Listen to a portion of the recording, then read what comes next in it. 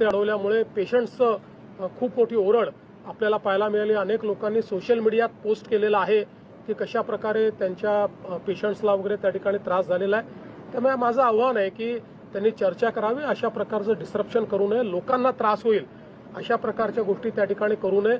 मग अनेक वेळा अशा आंदोलनांमध्ये काही हौसे नवसे गवसे असेही शिरतात, म्हणजे तिथे जेन्युइन लोक देखील आहेत, मी काही तसं म्हणत नाही, पण हा पण धोका असतो की अनेक लोक शिरून, अनेक प्रवृत्ती शिरून त्या ठिकाणी काही ना काही हिंसक वळण त्याला कसं लाभेल असेही प्रयत्न करत असतात। त्यामुळे त्यापासूनही सावध राहण्याची आवश्यकता आहे आणि कुठल्याही परिस्थितीत हे रेल रोको आणि बाकी गोष्टी या मात्र करणं योग्य नाही, त्या करू दिल्या जाणारही नाहीत।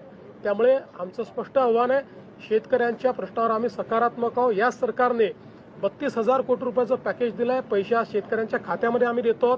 त्यामुळे सगळ्या प्रकारच्या चर्चेची सरकारची तयारी आहे, चर्चा करावी आणि त्यातनं मार्ग काढावा।